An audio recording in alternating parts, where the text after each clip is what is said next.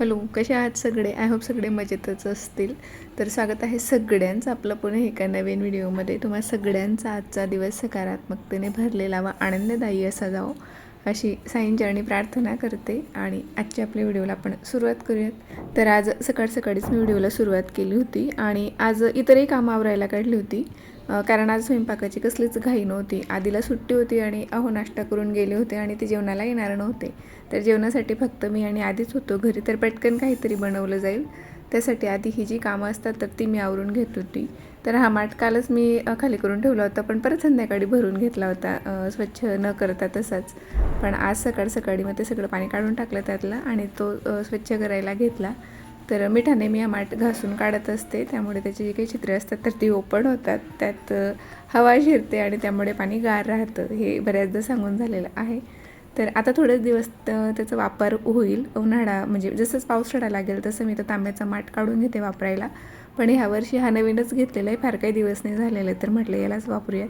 तर त्याला मी स्वच्छ करून घेतलं. त्यानंतर धुवून आता हवा लागण्यासाठी मी खिडकीकडे तोंड करून त्याला ठेवलेलं आहे मुद्दामून. आणि तांदूळ संपले होते डब्यामधले, तर ते थोडेसे शिल्लक होते, एका पडणीतच काढून ठेवले होते पिशवीत, तर तेही काढून घेतले. त्यानंतर हे असे पाऊच मी वापरते. आधीला बोर्नव्हिटा सारखं रोजच्या रोज नाही घेतो, कधीतरी घेतो. मग त्यामुळे मी ती बॉटल वगैरे आणून ठेवत नाही, कारण त्यात चमची वगैरे जर का ओली राहिली तर ते सगळं कडक होतं आणि काढायला परत प्रॉब्लेम येतो. त्यामुळे मी छोटे छोटे पाऊच आणत असते. पण आता माहेरी गेली होती तर तिकडे पप्पांना छोटं पाऊच सांगितलं, तर ते तशी बॉटल घेऊन आले होते, तर ती मी इकडे घेऊन आली. आणि आता इथे जे काही पाऊच होते तर मी ते त्यात टाकून दिले. म्हणजे तेवढंच सामान कमी झालं माझं. जिथे की मी एक्स्ट्राचं किराणा सामान ठेवते त्यातलं, त्या बरणीमध्ये मी ते 2-3 पाऊच होते ते भरून बाजूला ठेवून दिले. आणि काल संध्याकाळीच मी हे भिजत घातले होते डाळ आणि तांदूळ इडलीसाठी, म्हणजे डोसे इडली जे काही करायचं असेल ते. पण आधी म्हणत होतं ह्यावेळेस इडली कर असं. तर ते भिजून झाले होते, तर त्यांना मी आता मिक्सरमधून वाटून घेतलं. आणि स्वयंपाक राहिला असता तर ह्या वेळेला तर ही कामं मला दुपारी करायला लागली असती, पण आता सकाळीच सगळं होतं आहे, म्हणजे संध्याकाळपर्यंत होईल थोड्याफार प्रमाणात फर्मेंट. पण तरीसुद्धा मी सेम डे बनवत नाही, दुसऱ्या दिवशी बनवते. पण आधीला धीर राहत नाही तर कधीतरी बनवायला लागतं.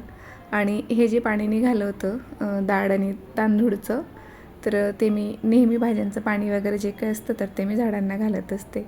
तर ते सगळं मी थोडं करून सगळ्या झाडांना घालून दिलं होतं. आणि सकाळी झाडांना पाणी घालणं झालेलं नव्हतं, तर आणखीन एक्स्ट्राचं पाणीसुद्धा घालावं लागलं होतं.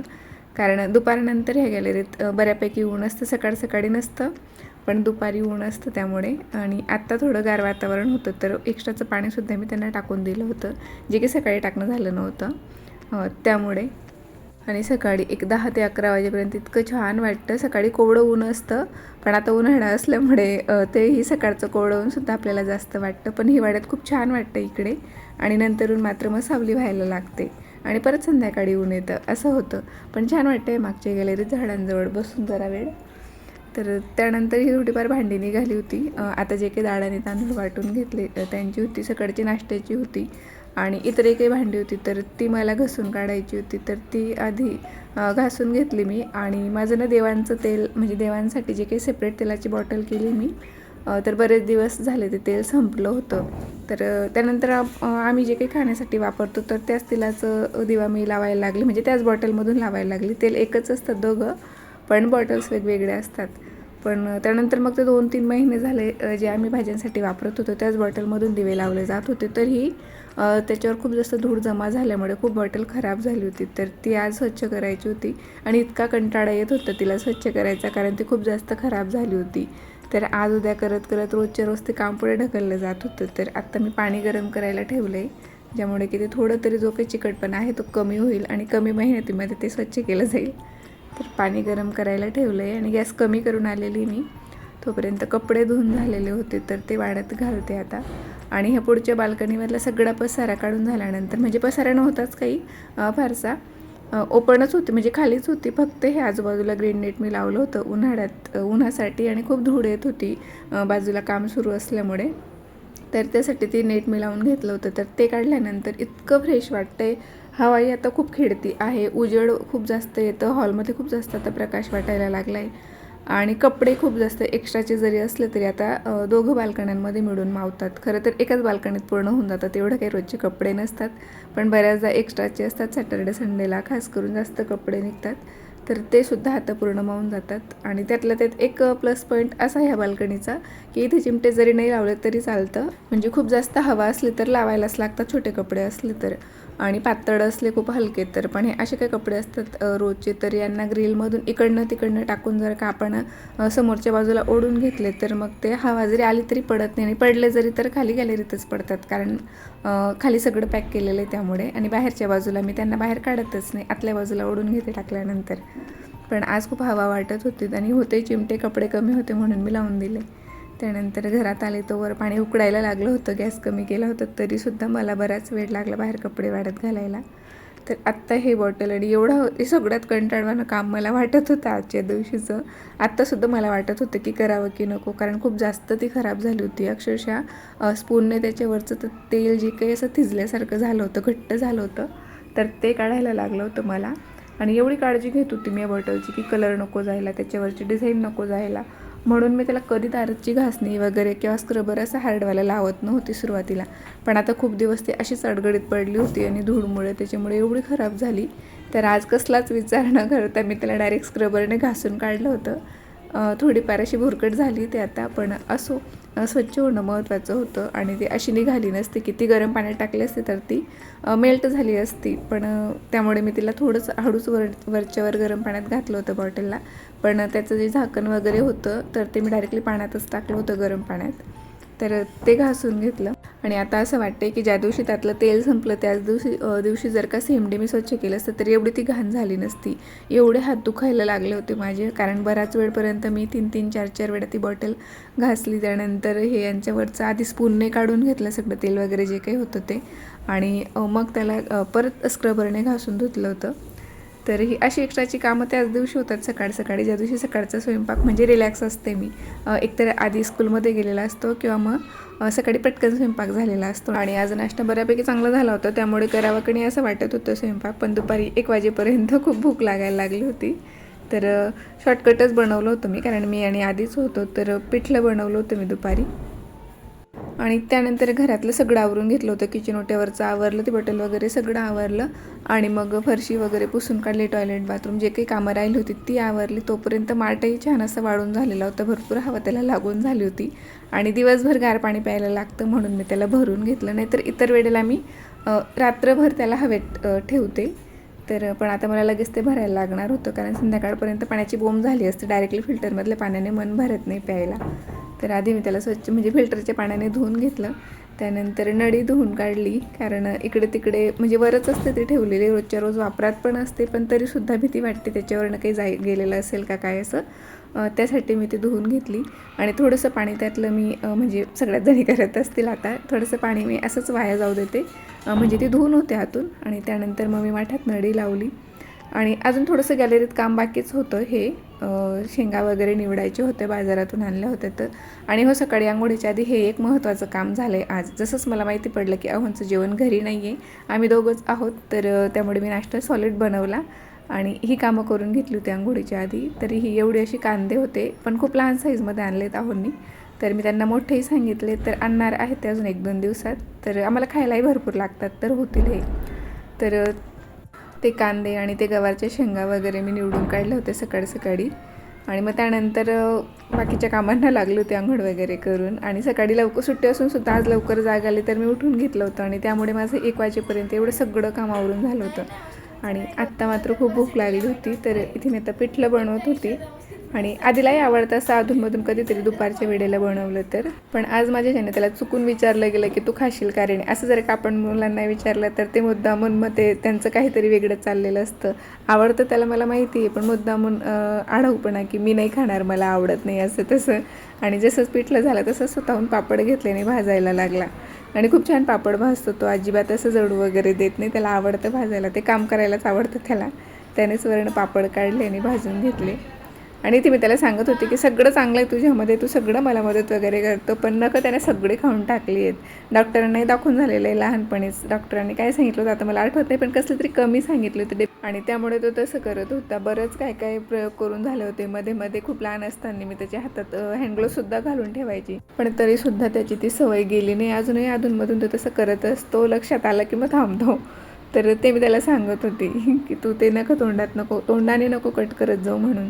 तर इथे माझं आता पिठलं बनवून झालेलं होतं आणि खूप पातळ असं मी बनवते. छान असं तेल सुटेपर्यंत त्याला मी शिजू दिलं होतं आणि त्यानंतर मग आम्ही जेवणं केली आणि दुपारी थोडा वेळ आराम केला. आणि आज सकाळीच मी ते डाळ आणि तांदूळ वाटून घेतले होते, तर उद्या सकाळी ते छान झालं असतं फर्मेंट पीठ.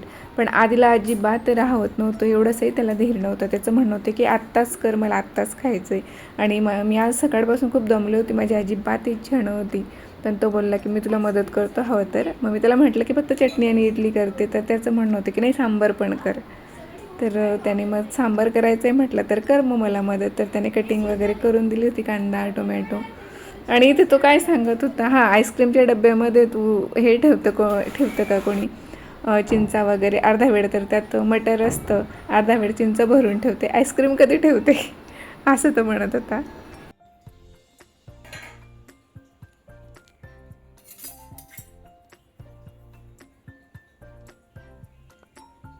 आणि मला वाटत होतं की पीठ फर्मेंट झालं आहे का नाही म्हणून, पण झालं होतं बऱ्यापैकी तरी. आता उन्हाळा असल्यामुळे त्या मानाने हिवाळ्यात झालं नसतं, नाही तर सेम डे एका दिवसात.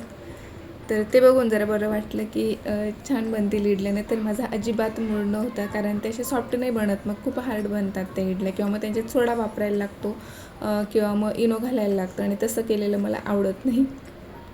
आणि आज खूप जास्त कंटाळा येत होता. म्हणजे आत्ता ते इडलं मला बनवायचे नव्हतं, तेच माझ्या डोक्यात होतं. म्हणून म्हटलं शॉर्टकटच आता सांबार बनवते.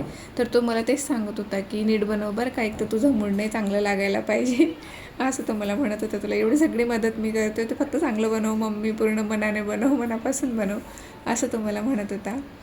तर हे कुकर लावून झाल्यावर माझं लक्षात आलं की मला त्यात हे शेवगाची शेंगा पण ॲड करायच्या होत्या, पण असू जास्त शिजल्या असत्या त्या. आता नंतर मी जेव्हा सांबार बनवेल तेव्हा त्यात ॲड करेल.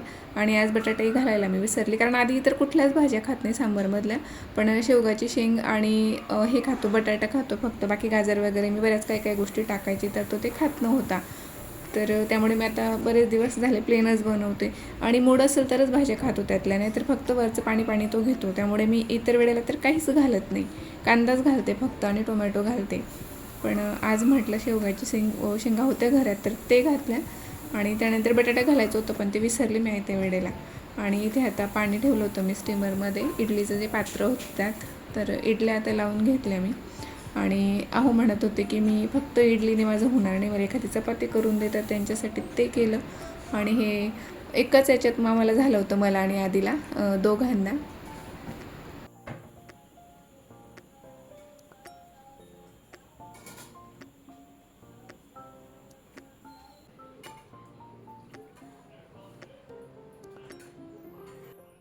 आणि आधीला ना आधीसारखाच इकडे चक्रा मारत होतं मी सांबार बनवते तेव्हा, कारण त्याला सांबारमध्ये गूळ घातलेला आवडत नाही. मग तो थोडाच बाहेर गेला तेव्हाशी मी पटकन घालून घेतला होता, कारण छान लागतं आंबट गोड असं. आणि खरं तर इडली झालं, डोसे झाले, आप्पे झाले, उत्तप्पा वगैरे हे जे काही प्रकार आहेत, तर ते सकाळी नाश्त्यासाठी असतात. पण बऱ्याच महाराष्ट्रीयन घरांमध्ये मला तरी वाटतं, कारण आमच्याकडे गावी तर हे संध्याकाळीच बनवलं जातं, कारण लाईट असल्यामुळे, जेवणात हलकं असल्यामुळे. तर मीही इकडे रात्रीच बनवते. कधीतरी शिल्लक राहिलं तर दुसऱ्या दिवशी ते नाश्त्यासाठी वापरलं जातं. पण स्पेशली हे पदार्थ आमच्याकडे संध्याकाळच्या जेवणातच असतात. बऱ्याच जणांना नवल वाटते की संध्याकाळी इडली आप्पे हे तुम्ही कसं खाऊ शकता, पण होतं आम्हाला त्याच्याने, कारण ते तशी सवय झालेली आहे आधीपासून. संध्याकाळीच बनवलं जातं गावी. आत्तासुद्धा बऱ्याच घरांमध्ये संध्याकाळी बनवलं जातं. त्यानंतर बरेच असे आयटम आहेत की जे खास करून नाश्त्याचे आयटम आहेत, पण ते सुद्धा आम्ही जेवणामध्ये खातो. जसं की बटाट्याचे पराठे झाले, मेथीचे पराठे झाले, संध्याकाळचे थालीपीठ वगैरे, हे आमचं संध्याकाळचं स्वयंपाक आहे ह्या गावाकडे खास करून ह्या सगळ्या गोष्टी.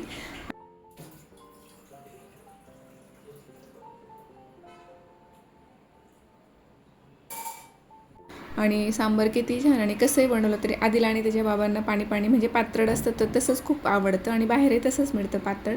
तर त्यासाठी मी आज जरा जास्त पाणी घातलं होतं, थोडं जास्त पातळ बनवलं होतं. त्यानंतर मला थोडं लाल तिखट कमी वाटत होतं, हिरवी मिरची ॲड करायला मी विसरले होते. प्रत्येक वेळेला मी 1-2 हिरवी मिरची ॲड करते आणि लाल तिखट थोडं कमी घालते. तर आज डोक्यात नव्हतं माझे की आपण हिरवी मिरची घातलीच नाही, म्हणून मी थोडं कमीच घातलं होतं. त्यानंतर थोडं ॲड केलं परत आणखीन, जसं मला आठवलं की मिरची नाही घातलेली तसं. त्यानंतर